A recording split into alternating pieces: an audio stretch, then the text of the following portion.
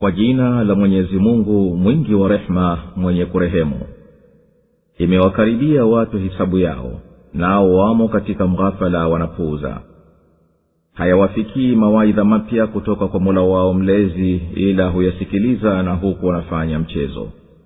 Zimeghafilika nyoyo zao, na wale waliodhulumu hunong'onezana kwa siri, ni nani ati huyu isipokuwa ni binadamu tu kama nyinyi? Mnauendea uchawi hali nanyi mnauona? Alisema, Mola wangu mlezi anayajua yasemwayo mbinguni na katika ardhi, na yeye ni mwenye kusikia, mwenye kujua. Lakini wao walisema, hizo ni ndoto za ovyo ovyo, bali amezizua tu, bali huyo ni mtunga mashairi. Basi atuletee miujiza kama walivyotumwa wale wa mwanzo. Hawakuamini kabla yao watu wa mji tuliouangamiza, basi je, wataamini hawa? Na kabla yako hatukuwatuma ila watu wanaume tuliowapa wahi, basi waulizeni wenye elimu ikiwa nyinyi hamjui. Wala hatukuwafanya miili isiyokula chakula, wala hawakuwa wenye kuishi milele. Kisha tukawatimizia miadi, na tukawaokoa wao na waliowataka, na tukawateketeza waliopita mipaka. Na hakika tumekuteremshieni kitabu ambacho ndani yake yamo makumbusho yenu. Je, hamzingatii? Suratul Anbiya imeteremka Maka. Hii ni sura iliyoteremka Maka baada ya surati Ibrahim. Aya zake ni 112. Inabainisha kukaribia kiyama na hali washirikina wameghafilika nacho. Nao walidai kuwa mtume hatakuwa binadamu, na pengine wakisema kuwa hii Qur'an ni uchawi, na pengine kuwa ni mashairi, na pengine ni ndoto za ovyo ovyo. Na maonyo yapo mbele yao. Na mitume wote hawakuwa ila ni wanadamu tu kama Muhammad sallallahu alaihi wasallama, na waliowatangulia kabla yao walisema uongo kama walivyosema uongo Makureshi. Mwenyezi Mungu aliwajalia ajali yao, kwani yeye ni mweza wa kuteketeza na kubakisha, na ni vyake yeye vyote viliomo katika mbingu na ardhi. Na malaika kila walipo wanamtakasa kwa kumsabihi Mwenyezi Mungu mtukufu, wala hawasiti.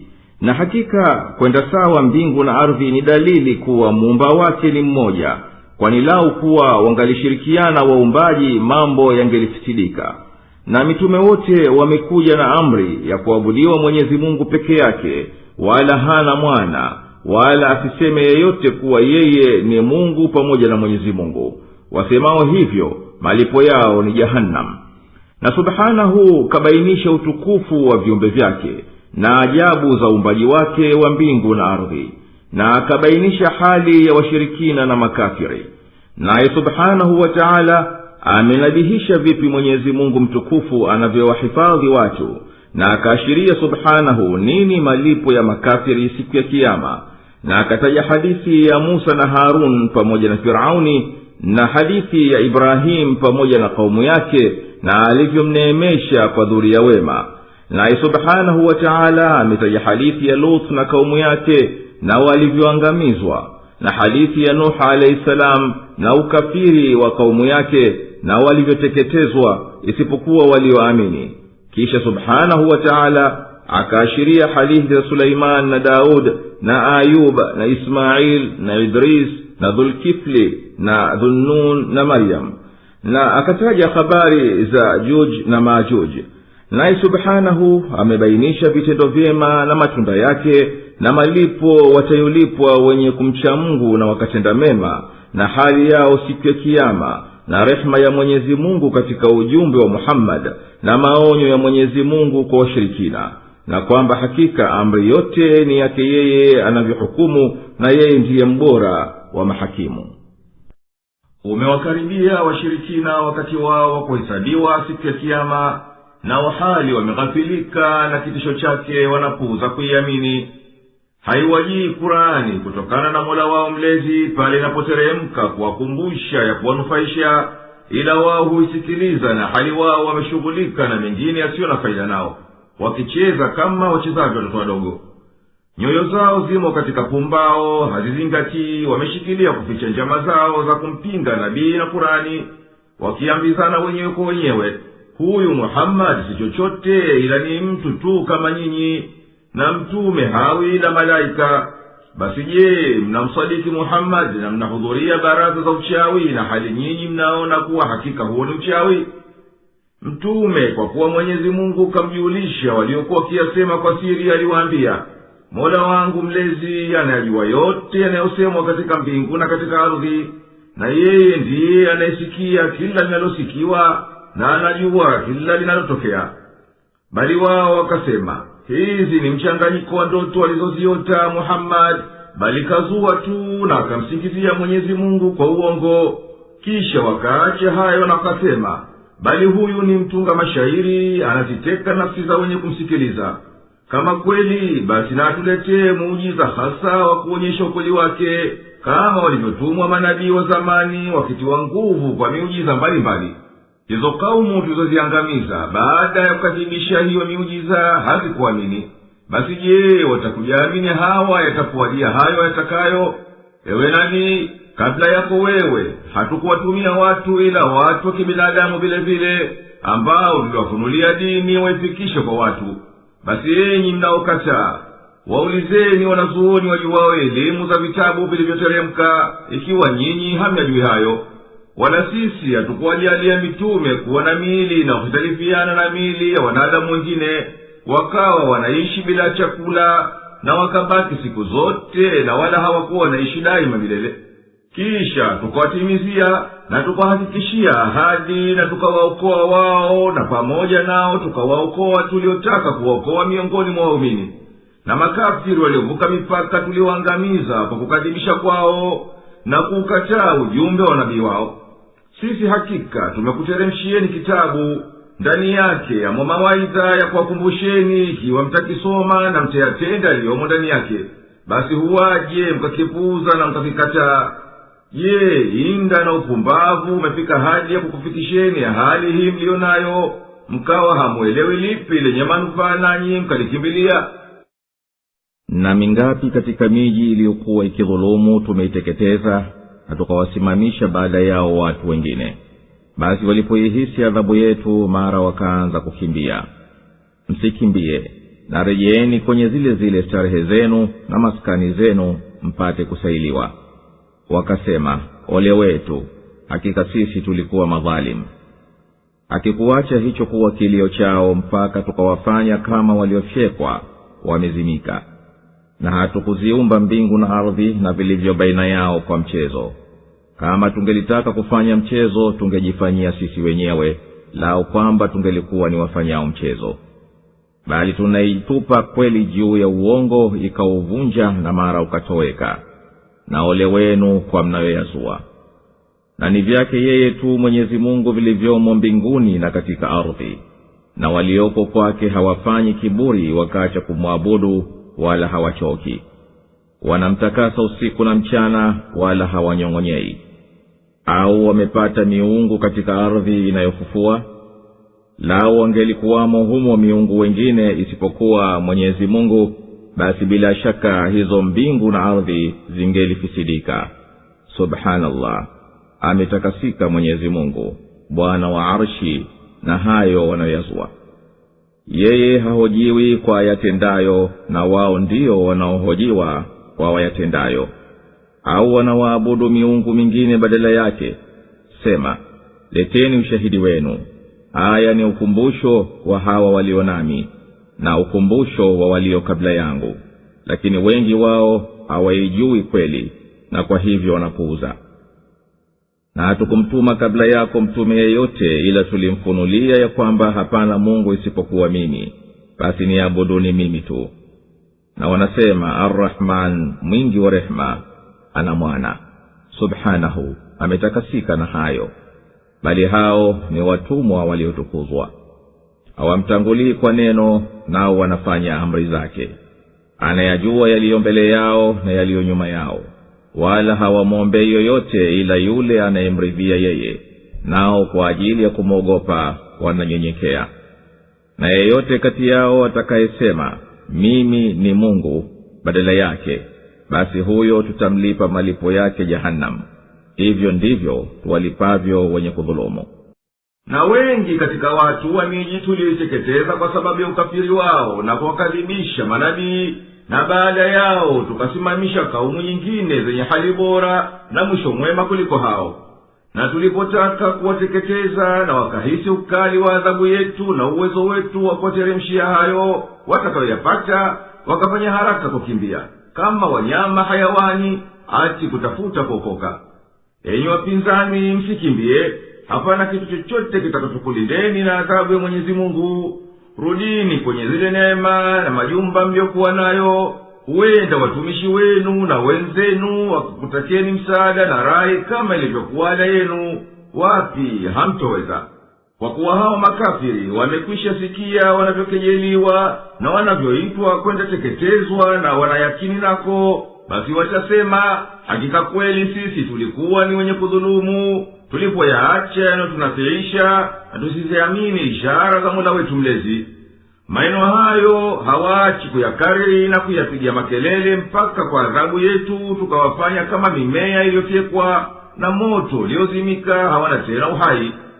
Wala hatukuziumba mbingu na ardhi na viliomo baina yao kwa mpango huu wa hikma na muundo huu wa namna peke yake kwa mchezo, bali tumefanya yote haya kwa hikma ya juu ambayo wanaifahamu wenye kuzingatia. Lau kuwa tunataka kufanya mchezo na pumbao, isingelimkinika kuchukua ila yaliyo katika ufalme wetu, kwani hapana ufalme ila wetu. Ingelikuwa sisi ni wa kufanya hayo, wala nasi si wenye kufanya hayo, kwa kuwa si laiki ya haki yetu. Lakini jambo linalotuelekea sisi kulifanya ni kuipambanisha kweli juu ya uongo, ipate kuondoa. Na nyinyi makafiri mtahiliki kwa sababu ya kumzulia Mwenyezi Mungu na mtume wake. Na ni vya Mwenyezi Mungu peke yake vyote vilivyomo mbinguni na katika ardhi, kwa kuviumba na kuvimiliki. Basi ni haki yake peke yake kuabudiwa. Na malaika waliokaribishwa kwake hawana kiburi cha kuwazuia kumwabudu na kumnyenyekea, wala hawaoni machofu na kunyong'onyea kwa ibada ya mchana na usiku. Wanamtakasa aliyetukuka shani yake na kila lisilomwelekea. Kumtakasa huku hakusiti, bali huo ni mtakaso wa daima, hawana shughuli nyingine ya kuwashughulisha. Washirikina hawafanyi wafanyavyo waliokaribishwa katika kumsafishia ibada Mwenyezi Mungu, bali wao wamewaabudu wenginewe na wakafanya miungu duniani isiyostahiki kuabudiwa, na huwaje kwenda kuabudu kitu kisichokuwa Mwenyezi Mungu ambacho hakiwezi kufufua. Lau kuwa mbinguni na duniani kuna miungu isipokuwa Mwenyezi Mungu wanaoendesha mambo yao, basi ingeliharibika nidhamu iliyosimamishiwa hizo mbingu na ardhi kwa kuumbwa, na ikafikilia mwisho wa mpango na hikma. Basi na atakasike Mwenyezi Mungu mwenye ufalme wote na yote wanamsingizia washirikina. Yeye subhanahu hahojiwi kwa anayoyatenda, kwani ni yeye pekee mwenye utukufu na madaraka, mwenye hikma na ujuzi, hakosei katika kutenda chochote. Ni wao ndiyo watahisabiwa na kuhojiwa kwa anayoyatenda, kwa kuwa wao hukosea kwa udhaifu wao na ujinga wao na kughilibiwa na matamanio. Hawajui wajibu wa Mwenyezi Mungu ulio juu yao, ndiyo maana wakawa na miungu mingine isiyokuwa yeye wakaiabudu bila kuwa na ushahidi wowote wa kuingia akilini wala uthibitisho wa kweli.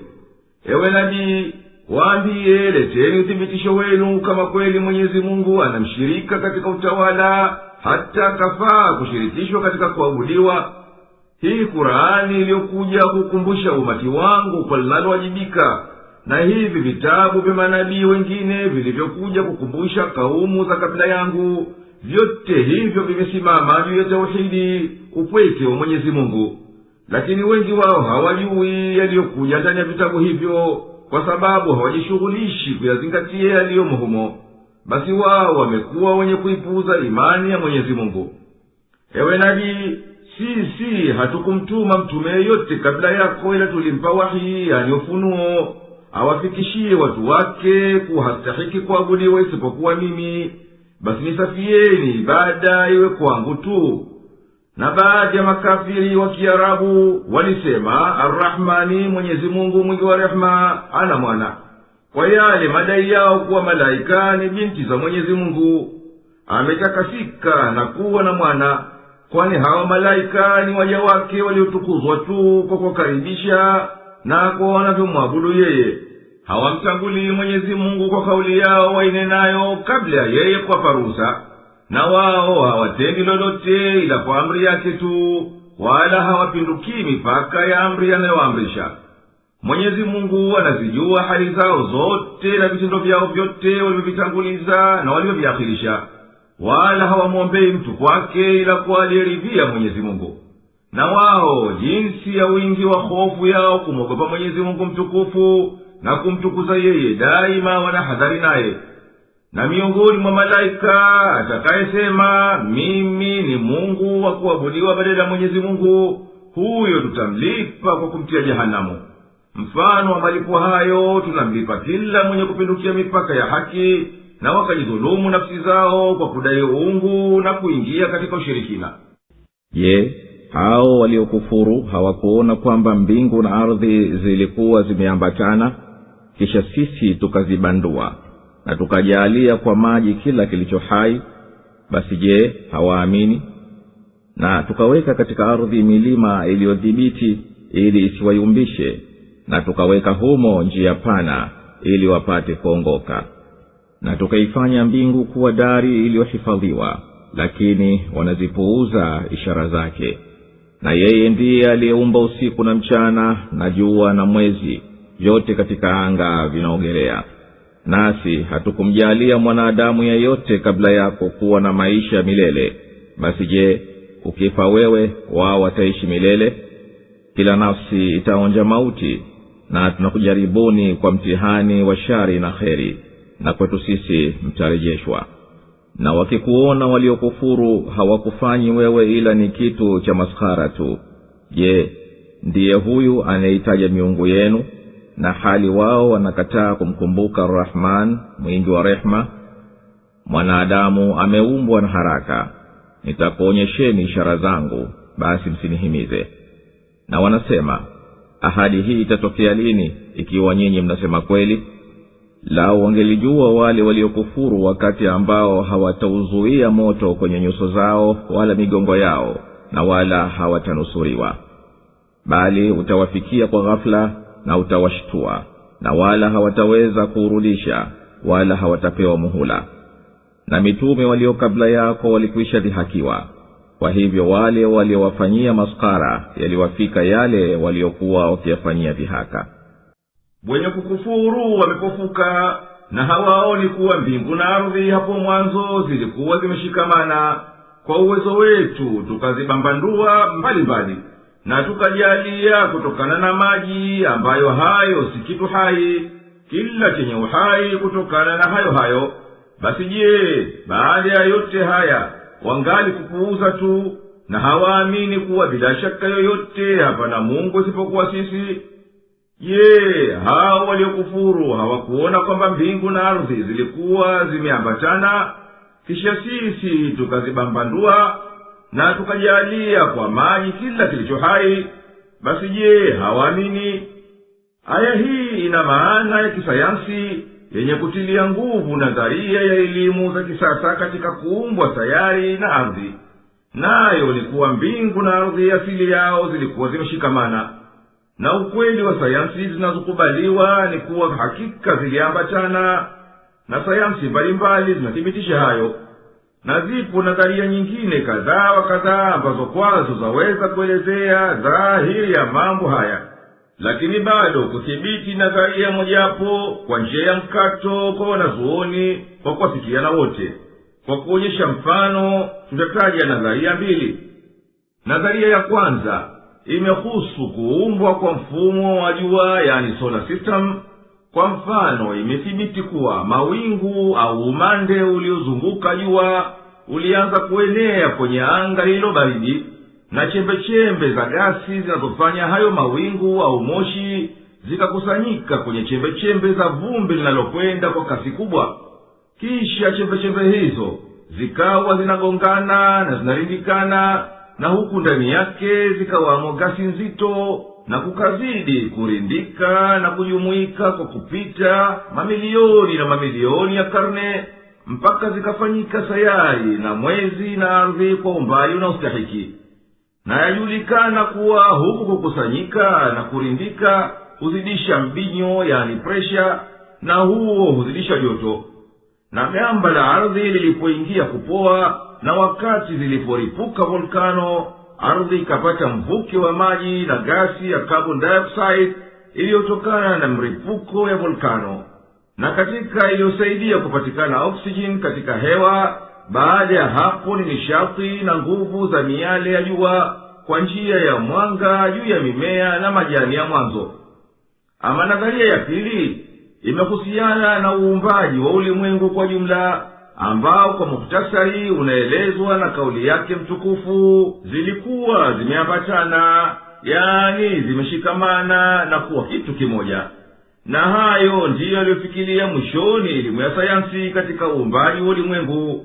Nayo ni kwamba kabla ya kufikiria sura yake hii ya sasa, ulikuwa kama donge ilokusanyika lenye kutisha, la mkusanyiko wa chembe-chembe zenye kuambatana chini ya mbinyo, yani presha, hata akili haiwezi kuifikiria. Na hizi sayari zote na nyota zilioko mbinguni hivi leo tunazoziita mfumo wa jua, solar system, zilikuwa ni mkusanyiko wa donge moja lisilozidi nusu diamita yake maili milioni 3. Na neno lake Mwenyezi Mungu tukazibambandua linafahamisha ule mripuko mkubwa wa mwanzo wa kinyuklia ukazalisha uumbaji wa anga na sayari za namna mbalimbali tunazoziita kwa pamoja mfumo wa jua au solar system.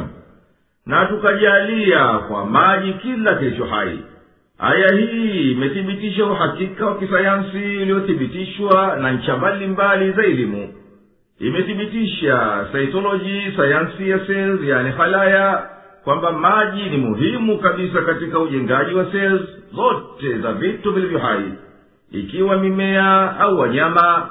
Na elimu ya kimia, yani chemistry, kwamba maji ni lazima yapatikane katika vitendo na mageuko yoyote katika viumbe vilivyo hai.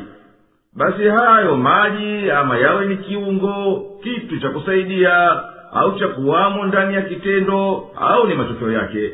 Na imethibitisha elimu ya viungo, physiology, kwamba maji ni dharura kwa viungo kufanya kazi yao. Bila ya hayo maji hautodhihiri uhai katika viungo. Na katika dalili za uweza wetu ni kuwa tumeifanya milima imesimama imara kwenye ardhi ili isiumbe na watu, na tumefanya humo njia pana za kupitia kwa wasaa ili waweze kuongoza njia humo kwa makusudio yao.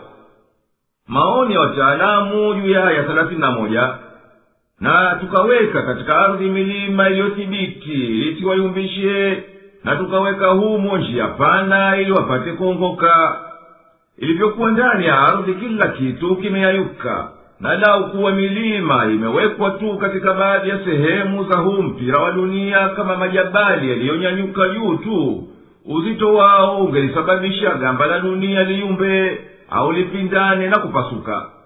Kwa hivyo Mwenyezi Mungu kwa utukufu wa shani yake ameifanya milima isimame imara kwa kuona mizizi iliyozama kwenye gamba la ardhi mpaka chini kwenye kina kirefu kulingana na urefu wake kwenda juu. Kwa hivyo imekuwa hiyo milima kama vijingi, kama alivyojalia eneo la vinyenyuko hii na mizizi ni duni kuliko maeneo ya gamba iliyozunguka. Yote haya ni kwa ajili ya kueneza sawa uzito wa juu ya gamba kwa upande zote, ili pasiwepo kuyumba na kupasuka. Kwani hakika kuenezwa kwa uzito juu ya uso wa dunia yakaribia kuwa hakuleti athari kubwa ya kutajika. Na elimu za kisasa zimethibitisha kuwa kuenezwa kwa nchi kavu na maji juu ya ardhi na kuwepo mfululizo wa milima juu yake ni katika yanayohakikisha hali ilivyo ardhi. Na imethibitika kuwa chini ya milima mizito kuna vitu vyepesi kubungujika, na chini ya maji ya bahari kuu vipo vitu vizito. Kwa kuenezwa uzani wa namna hiyo mbalimbali katika dunia na mgawanyo huu wa milima, makusudio yake ni kusawazisha uzani wa mpira huu wa ardhi. Na ilivyonyanyuka milima zikatokea nyanda za mabonde na njia baina ya milima na mwambao na bahari na minyanyuko, na zikawa njia. na tumeifanya mbingu kama dari iliyonyanyuliwa, na tukailinda isianguke au visianguke viliomo humo. Na juu ya hayo wao hawazioni wala hawazingatii ishara zetu zenye kuonyesha uwezo wetu na hikma yetu na rehema yetu. Maoni ya wataalamu juu ya aya 32. Na tukaifanya mbingu kuwa dari iliyohifadhiwa, lakini wanazipuuza ishara zake. Aya hii tukufu imethibitisha kuwa mbingu na vyote viliomo ndani yake vimehifadhiwa visiwe na ila yoyote, na vimehifadhiwa visidondoke juu ya ardhi. Na mbingu ni kila kilicho juu yetu, kuanzia kifuniko hichi cha hewa inayowalinda walioko juu ya ardhi na hatari nyingi za angani ambazo zinazuia maisha, mfano wa vimondo vya nyota za mkia na miale. Na juu ya ardhi pana kifuniko cha hewa kinacholinda ardhi kwa nguvu za mvutano, na haifai kukosekana hivyo bila ya maangamizo kabisa. Na juu ya kifuniko cha hewa ndiyo kuna hizo sayari za mbinguni, na zipo kwa umbali mbalimbali kufuatana na nyendo zao tangu mwanzo. Na tukaifanya mbingu kuwa dari iliyohifadhiwa, yani hizo sayari na vyote vilio mbinguni vyaonekana kwa nadhari yetu kama kwamba ni dari, na tunaona vilio juu ya vichwa vyetu kama ni vidogo kuliko vilioko upeo wa macho. Na hayo ni kini macho tu, kama tunapoliona jua kubwa wakati wa kuchomoza na kuchwa kuliko adhuhuri. Na hili kubwa la mbingu lina sifa zake zinazofitalifiana, kila ukizidi mnyenyuko wa ardhi kama hizo sayari za mbinguni, kwa mujibu wa jicho linavyoonekana katika kubwa la mbinguni. Na Mwenyezi Mungu ndiye aliyeumba usiku na mchana na jua na mwezi. Vyote hivyo vinakwenda katika njia zake kama alivyozijalia Mwenyezi Mungu, na zinamtakasa bila kupotea. Maoni ya wataalamu juu ya aya 33. Na yeye ndiye aliyeumba usiku na mchana na jua na mwezi, vyote katika anga vinaogelea. Kila sayari ya mbinguni na mzunguko wake mahsusi inaogelea kufuata, na zote hizo hazisiti, na zinakwenda kwa mwendo wao maalum katika anga. Na sisi tunaona hayo kwa hakika kwa kutazama mwendo wa jua na mwezi. Kama kadhalika mzunguko wa ardhi wake wenyewe ndiyo unaoleta usiku na mchana kwa zamu, kama kwamba unaogelea. Ewe nabii, hatukumjalia mwanadamu yoyote kabla yako wewe aishi milele, hata ikawa hawa makafiri wakawa wanakutamania ufe wewe. Vipi wanakutamania mauti wewe, na hali na wao vile vile watakufa kama wewe? Ukifa wewe, je, ndiyo wao watabakia kushinda wanadamu wote? Kila nafsi haina budi kuonja mauti. Na sisi tunakufanyieni hapa duniani kama wenye kukupeni mtihani, kwa kukupeni yenye manufaa yenu na yenye madhara pia, ili yabagulike mwenye kushukuru kwa kupewa kheri na kuvumilia balaa, na yule asina fadhila kwa neema ipatayo na anapapatika akipata misiba. Nanyi mtarejeshwa kwetu, na hapo tutakuhesabieni vitendo vyenu. Na wakikuona ewe nabii, wale waliomkataa Mwenyezi Mungu na waliokuja nayo wewe, hawakufanyii wewe ila masara na kejeli. Huambiana wao kwa wao, ndiyo huyu anayewatia aibu miungu yenu, na hali wao hawasadiki kumdhukuru Mwenyezi Mungu ambaye ndiye aliyewaenezea rehema yake. Na ikawa wao wanataka waletewe adhabu kwa upesi, basi ndiyo tabia binadamu kutaka kila jambo kwa haraka. Basi enyi wenye haraka, nitakuonyesheni neema yangu duniani na adhabu yangu akhera, msijishughulishe kuhimiza kitu ambacho hakina budi kuwa. Maoni ya wataalamu juu ya aya 37. Mwanadamu ameumbwa na haraka, nitakuonyesheni ishara zangu, basi msinihimize. Makusudio ya kauli ya ishara ni ishara za maumbile zenye kuonyesha kuwepo kwa Mwenyezi Mungu na uweza wake.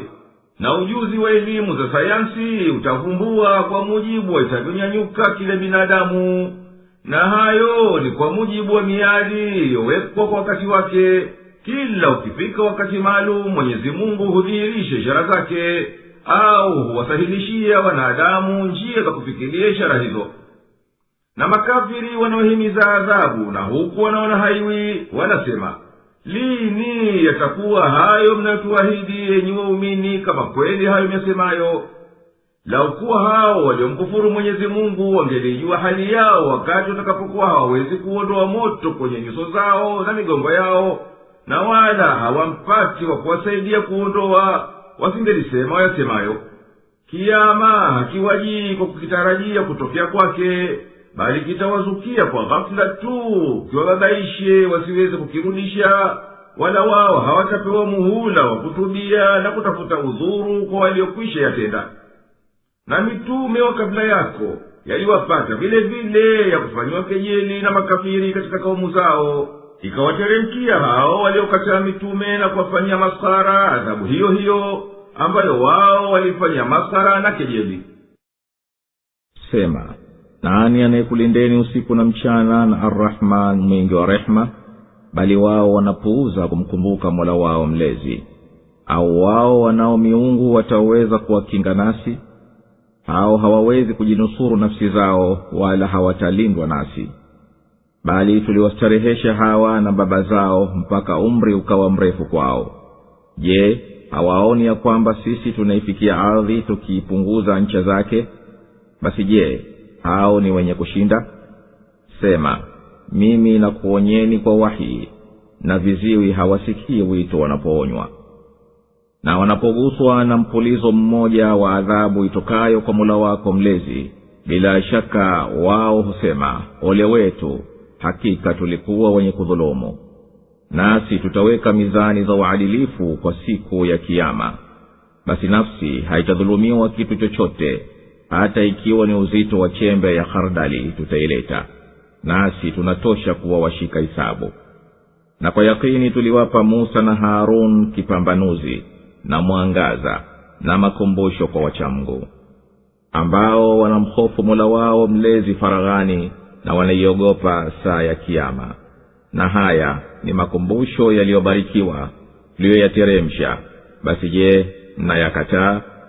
Ewe nabii, waambie, ni nani anayekufadhini na nakama zake wakati wa usiku na mchana, na akakurehemuni na kukuneemesheni?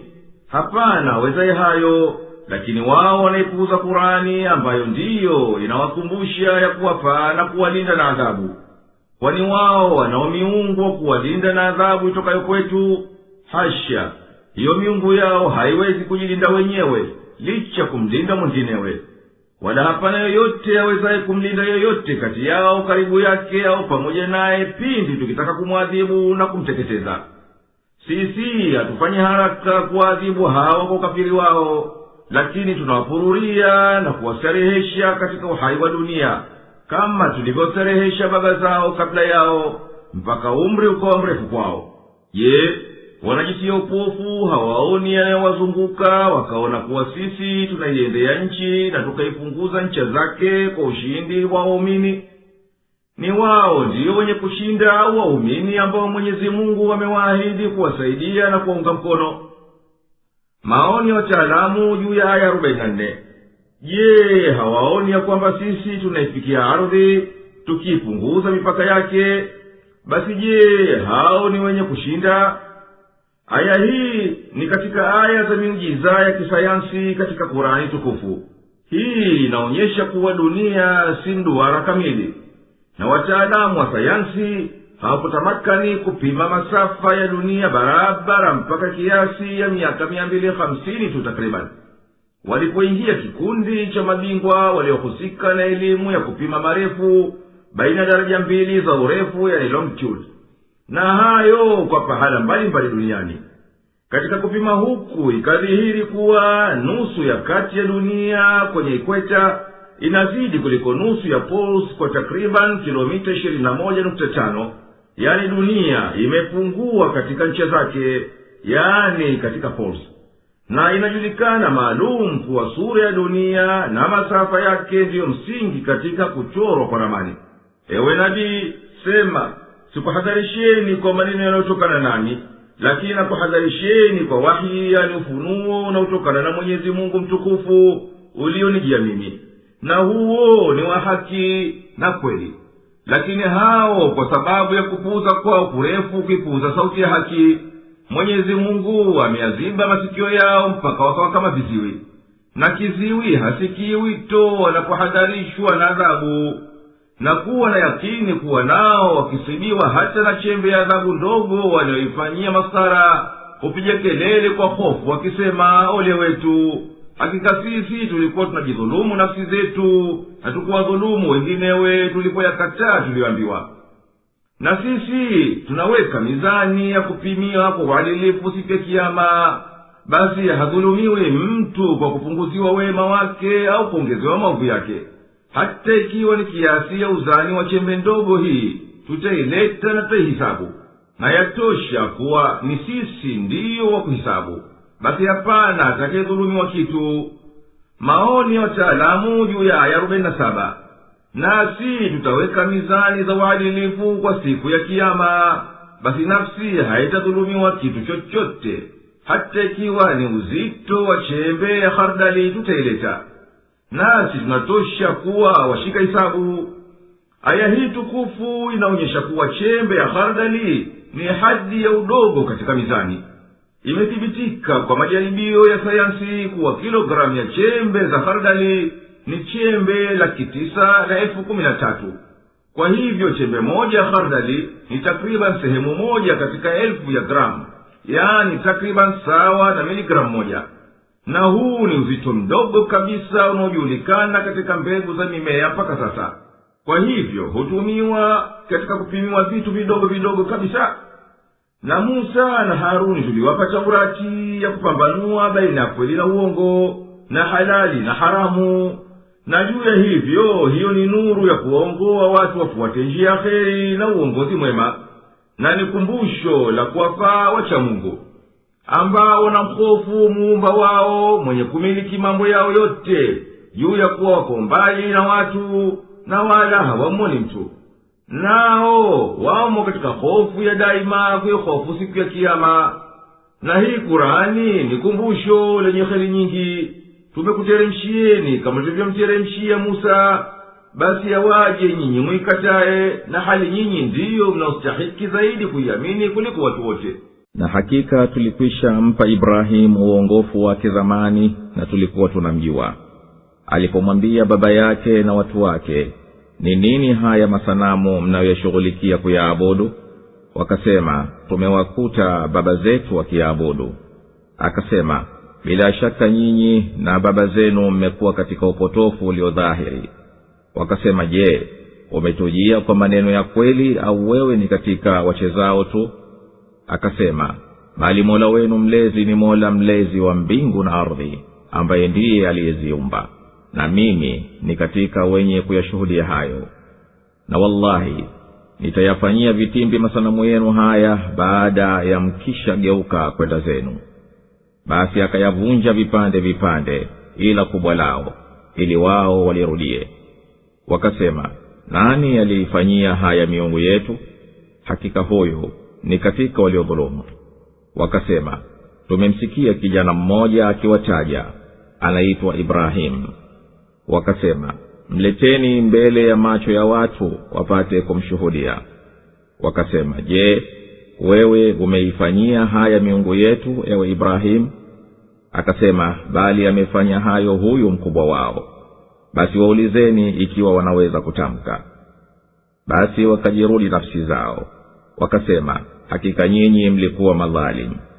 Kisha wakarejea kwenye ule upotovu wao, wakasema, wewe unajua kwamba hawa hawasemi. Akasema, basi nyinyi mnawaabudu asiyekuwa Mwenyezi Mungu, wasiokufaini kitu wala kukudhuruni. Aibu yenu nyinyi na hivyo mnavyoviabudu badala ya Mwenyezi Mungu. Basi nyinyi hamtii akilini? Wakasema, mchomeni moto na muinusuru miungu yenu, ikiwa nyinyi ni watendao jambo. Sisi tukasema, ewe moto, kuwa baridi na salama kwa Ibrahim. Wao walimkusudia maovu, lakini sisi tukawafanya wao ndio waliohasiri. Na tukamwokoa yeye na Luthi, tukawapeleka kwenye nchi tuliyoibariki kwa ajili ya walimwengu wote, naye tukampa Ishaq na Yakub kuwa ni ziada, na wote tukawajaalia wawe watu wema. na tukawafanya maimamu wakiongoa watu kwa amri yetu, na tukawafunulia watende kheri na washike swala na watoe zaka, na walikuwa wanatuabudu sisi tu. Na Luthi tukampa hukumu na elimu, na tukamwokoa na ule mji uliokuwa ukifanya maovu. Hakika hao walikuwa watu wabaya wachafu. Na tukamuingiza katika rehema yetu, hakika yeye ni miongoni mwa watenda mema. Na hakika sisi tulikwisha mpa Ibrahimu uongofu na fikra ya kutafuta haki kwa usafi wa nia kabla ya Musa na Harun. Na sisi ni wenye kujua vyema hali yake na fadhila zake zilizomfanya astahiki kuchukua utume. Ewe nabii, kumbuka pale Ibrahimu alipomwambia baba yake na watu wake kuwaonya juu ya masanamu waliokuwa wakishughulikia kuyabudu. Ni nini haya masanamu ambayo nyinyi mmeshika kuyabudu? Wakasema, tumewakuta baba zetu wakiyatukuza na wameshika kuyabudu, nasi tukawafuata. Yeye akasema, nyinyi na baba zenu kabla yenu ni wazi kuwa nyote mko mbali na haki. Wakasema, je, umetujia kwa haya uyasemayo na hakika ya kweli unayoiamini, au kwa maneno haya wewe ni katika wanaofanya pumbao na mchezo tu bila kuwa na maana yoyote? Akasema, hapana maskhara katika niyasemayo, bali Mola wenu mlezi anayestahiki peke yake kutukuzwa na kuogopwa na kuabudiwa ndiye aliyeziumba mbingu na ardhi, na akazileta bila kuwapo mfano wake wa kuigiza. Basi ni haki yake yeye tu peke yake kuabudiwa. Na mimi kwa haya niyasemayo ni katika wenye hakika ambao hunena wanayashuhudia na wanayajua. Na akasema moyoni mwake, na hapa kwa Mwenyezi Mungu, nitayafanyia vitimbi haya masanamu yenu niyavunje pale mtapoondoka, ili mpate kuona upotovu wenu. Baada ya kushaondoka wale watu, Ibrahimu aliendea masanamu akayavunja vipande vipande, isipokuwa sanamu kubwa. Hilo waliliacha ili wapate kulirejea waliulize aliyoisibu miungu yao, nalo halikujibu kitu. Kwa hivyo upotovu wa ibada yao ukabainika. Baada ya kushaona yaliyowapata miungu yao, wakasema, nani aliyetenda haya miungu yetu? Hakika mtu huyu hapana shaka ni katika waliojidhulumu wenyewe kwa adhabu itayompata. Wakasema baadhi yao, tumemsikia kijana mmoja akitaja kwa kuisubu, naye anaitwa Ibrahimu. Wakasema wakubwa wao, nendeni mkamlete ahukumiwe mbele ya macho ya watu na washuhudie aliyoyatenda. Baada ya kuishamhudhurisha wakasema, ni wewe uliyeitenda haya miungu yetu, wewe Ibrahimu? Kuwanabihisha upotovu wao walisema kwa kejeli, hili kubwa lao ndiyo lililotenda hayo. Iulizeni hiyo miungu aliyoyatenda huyu, kama kweli inaweza kujibu suala yenu. Wakazirejea nafsi zao wakifikiria ile ibada yao kuabudu vitu visivyomnufaisha yoyote, wala haviwezi kujitetea wenyewe. Wakayaona makosa yao. Baadhi yao wakasema, Ibrahimu si katika waliodhulumu, bali nyinyi ndiyo madhalimu kwa kuabudu vitu visiyostahiki kuabudiwa. Kisha wakarejea tena, wakaacha uongofu, wakarudia upotovu. Wakamwambia Ibrahimu, hakika wewe umekwisha jua kuwa haya masanamu tunayoabudu hayasemi kitu. Basi vipi unatutaka tuyaulize?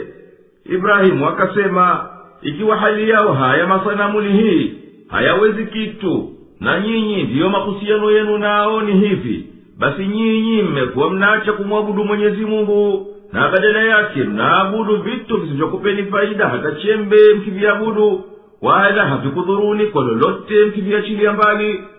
Aibu yenu, nyinyi na miungu yenu mmelanika. Mnaacha fikra zenu zipotee na mnapuuza kuzingatia. Bila shaka haya masanamu hayafai kuabudiwa. Wakaambiana wenyewe kwa wenyewe, mchomeni moto mpate kuinusuru miungu yenu kwa mateso haya, ikiwa nyinyi mnataka kufanya kitu cha kuinusuru miungu yenu. Sisi tukaufanya moto ule uwe baridi na salama, hauna madhara yoyote kwa Ibrahimu. Wao walitaka kumwangamiza, lakini sisi tukamwokoa, na tukawafanya wao ndio watu waliohasiri mno. Na tukamwokoa yeye na Luthi na njama zilizopangwa, wakaelekea kwenye nchi tuliyoijalia kheri nyingi kwa watu wote, na tukawapeleka huko manabii wengi, na tukampa Ibrahimu mtoto Ishaka, na kutokana na Ishaka tukampa Yakubu zaidi kuliko aliyotaka. Na wote wawili Ishaka na Yakubu tuliwajalia kuwa ni watu wema, na tukawafanya ni manabii, wakiwaendea watu, wakiwaongoa kwenye kheri kwa mujibu wa tulivyoamrisha, na tukawaonyesha vitendo vyema na kudumisha sala kama inavyofaa na kutoa zaka, na wakawa watunyenyekea na kutusafia ibada sisi tu. Luthi tukampa kauli ya kukata na madhubuti katika hukumu na elimu yenye manufaa, na tukamwokoa kutokana na mji ambao watu wake wanafanya kitendo cha namna peke yake katika uovu. Hakika hao walikuwa watu walioshikilia kufanya maovu, waliotoka kwenye utiifu wa Mwenyezi Mungu na tabia iliyozoewa. Tukampeleka njia ya watu wa rehema yetu.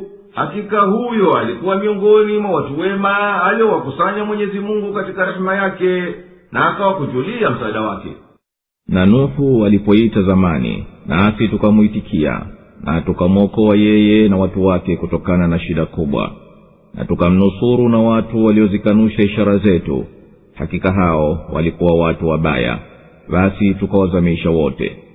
Na Daud na Suleiman walipokata hukumu katika kadhia ya konde, walipolisha humo mbuzi wa watu usiku, na sisi tulikuwa wenye kushuhudia hukumu yao hiyo. Tukamfahamisha Suleiman, na kila mmoja wao tulimpa hukumu na elimu, na tuliifanya milima na ndege kuwa pamoja na Daud imnyenyekee na imtakase Mwenyezi Mungu, na sisi ndiyo tuliofanya hayo. Na tukamfundisha kuunda mavazi ya vita kwa ajili yenu ili ya kuhifadhini katika kupigana kwenu. Je, mtakuwa wenye kushukuru? Na tukamsahilishia Suleiman upepo wa kimbunga wendao kwa amri yake kwenye ardhi tuliyoibarikia, na sisi ndiyo tunaojua kila kitu. Na pia mashaitani wanaompigia mbizi na kufanya kazi nyinginezo, na sisi tulikuwa walinzi wao. Na Ayubu alipomwita Mola wake mlezi akasema, mimi yamenipata madhara, na wewe ndiye unayerehemu kuliko wote wanaorehemu. Basi tukamuitikia, na tukamuondolea madhara aliyokuwa nayo, na tukampa watu wake na mfano wao pamoja nao kuwa ni rehema inayotoka kwetu na ukumbusho kwa wafanyao ibada. Na Ismail na Idris na Dhulkifli wote walikuwa miongoni mwa wanaosubiri, na tukawaingiza katika rehema yetu. Hakika wao walikuwa katika watu wema. Na Dhunnun alipoondoka hali ameghadhibika, na akadhani ya kwamba hatutakuwa na uwezo juu yake, basi aliita katika giza, hapana Mungu isipokuwa wewe subhanaka uliyetakasika. Hakika mimi nilikuwa miongoni mwa wenye kudhulumu. Basi tukamuitikia, na tukamwokoa kutokana na dhiki, na hivyo ndivyo tunavyookoa waumini. Na Zakaria alipomwita Mola wake mlezi, Mola wangu mlezi, usiniache peke yangu, na wewe ndiye mbora wa wanaorithi. Basi tukamuitikia, na tukampa Yahya, na tukamponyeshea mkewe. Hakika wao walikuwa wepesi wa kutenda mema, na wakituomba kwa shauku na hofu, nao walikuwa wakitunyenyekea. Na mwanamke aliyelinda uke wake, na tukampulizia katika roho yetu, na tukamfanya yeye na mwanawe kuwa ni ishara kwa walimwengu. Kwa hakika huu umma wenu ni umma mmoja, na mimi ni Mola wenu mlezi, kwa hivyo niabuduni mimi.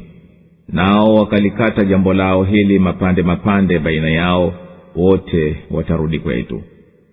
Na hapa tumtaje Nuhu wa kabla ya Ibrahimu na Luthi, pale alipomwomba Mola wake mlezi aisafishe nchi kwa kuondoa waovu. Tukamuitikia ombi lake, tukamwokoa yeye na wale walioamini katika watu wake kutokana na shakawa ya kimbunga kikubwa.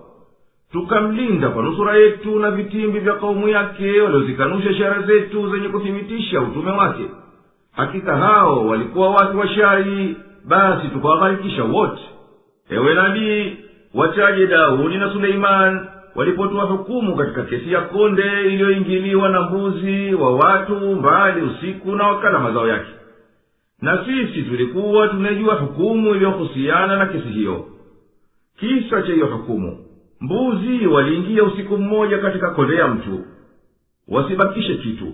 Daudi akahukumu kuwa wale mbuzi wawe wa mwenye konde kulipia hasara yake.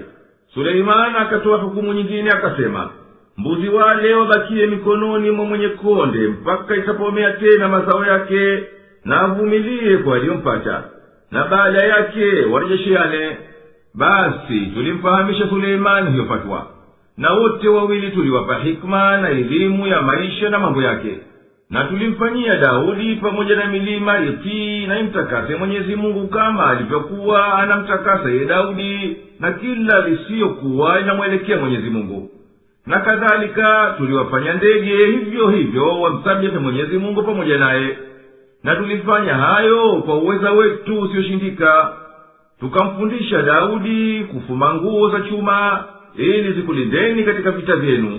Basi mshukuruni Mwenyezi Mungu kwa neema hii aliyokuneemesheni. Na tulimsahilishia Suleimani upepo unaovuma kwa nguvu mtumikie, na huo ulikuwa unakwenda kwa kufuata amri yake mpaka kwenye nchi tuliyoizidishia kheri yake. Nasi ni wenye kuyajua yote hayo, halitupotei kubwa wala dogo. Na tukawafanya mashetani wamtumikie kwa kuzamia chini baharini kumletea lulu na marijani, na wakifanya kazi nyinginezo kama kujenga ngome na majumba kifalme.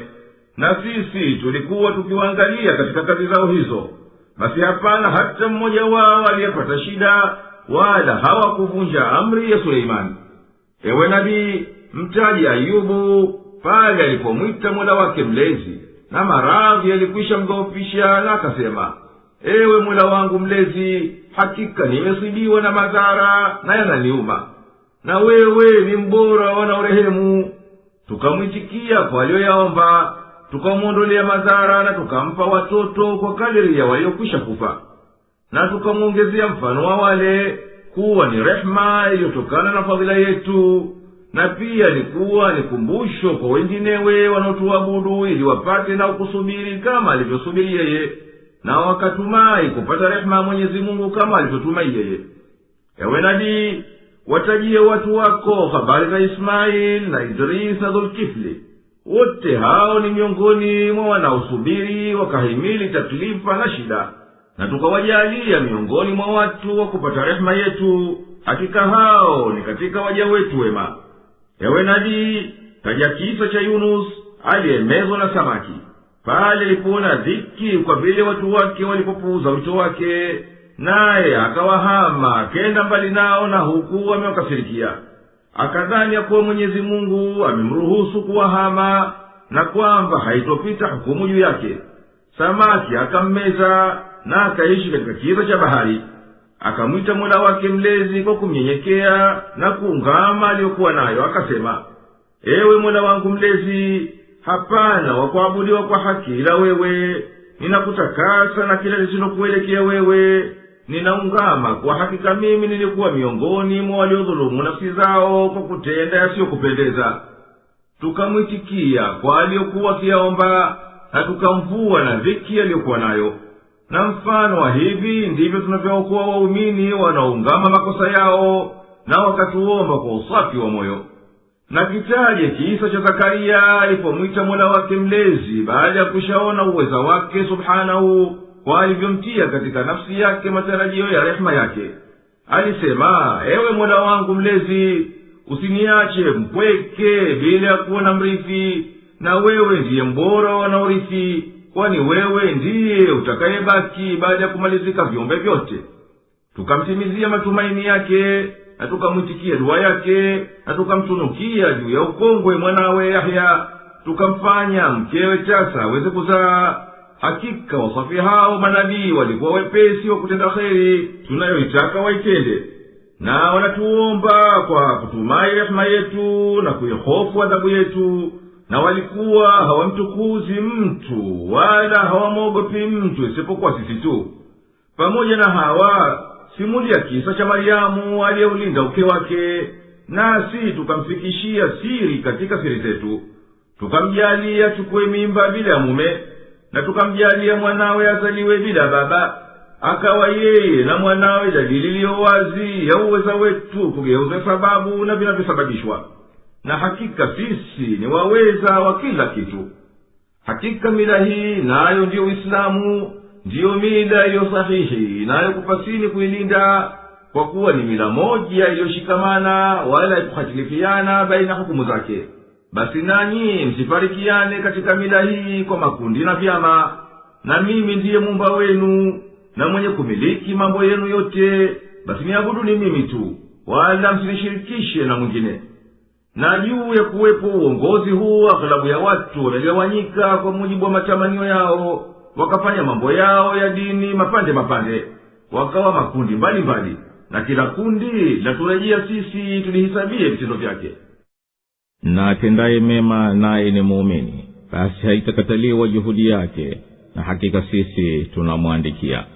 Na haiwi kwa wanamji tuliouangamiza ya kwamba hawatarejea, mpaka watapofunguliwa Juju na Majuju, wakawa wanateremka kutoka kila mlima, na miadi ya haki ikakaribia. Hapo ndipo yatakapokodoka macho ya waliokufuru. Ole wetu! Bila shaka tulikuwa tumeghafilika na haya, bali tulikuwa wenye kudhulumu. Hakika nyinyi na hao mnaoabudu badala ya Mwenyezi Mungu ni kuni za Jahannam, huko mtaingia tu. Lau kuwa hawa ni miungu wasingeliingia, na wote watadumu humo.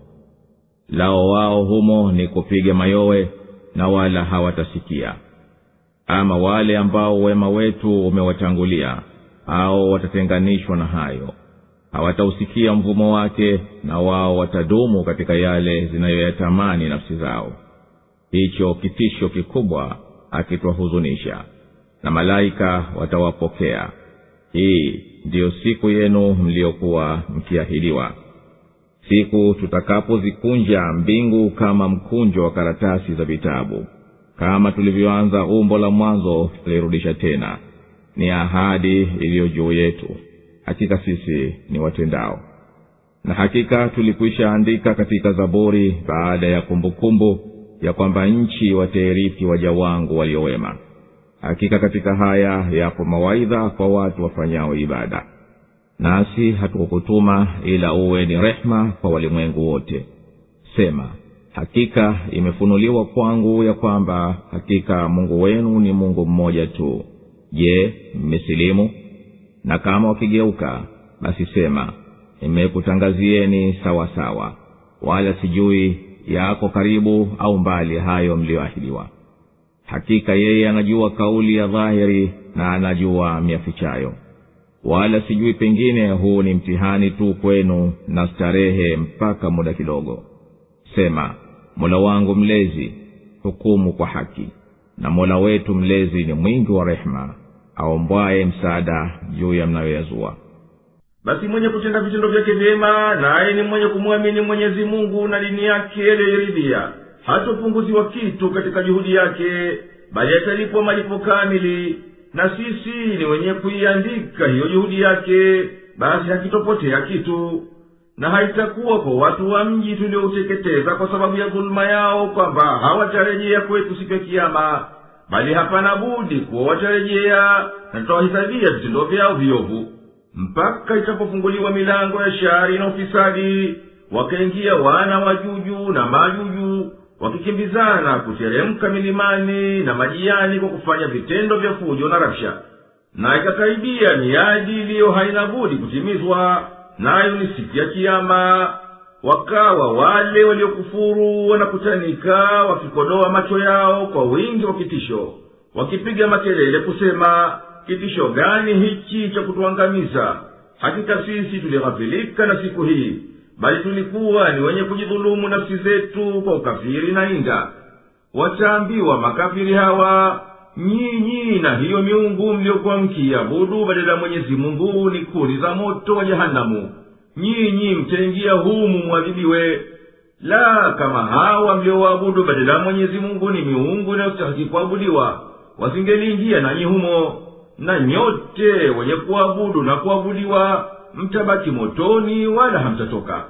Humo watatoa pumzi zitokazo vifuani kwa sauti kama ya mwenye kukabwa kwa dhiki watayopata, na hawatasikia la kuwafurahisha. Hakika wale tuliowakubalia kwa kufuata kwao haki na vitendo vya kheri, na tukawaahidi malipo mema, hao watawekwa mbali kabisa na jahanamu na adhabu yake. Hawatasikia sauti ya moto wake unavyovuma, nao huko watapata kila ambacho nafsi inatamani daima milele.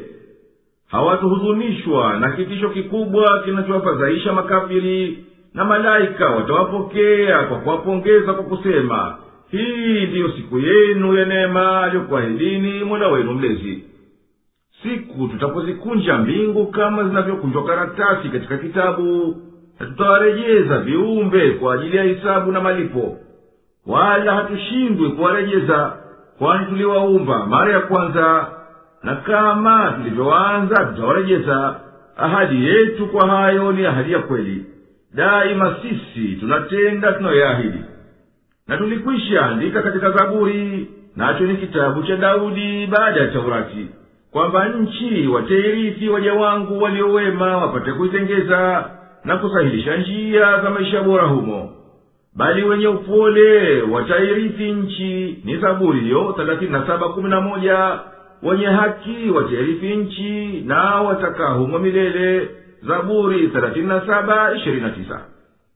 Hakika katika haya tuliyoyataja habari za manabii pamoja na kaumu zao, na habari za pepo na moto, yanatosha kuwakumbusha na kuwafanya mawazingatie watu walio tayari kumwabudu Mwenyezi Mungu pekee, na hawasalitiki na mapambo ya dunia.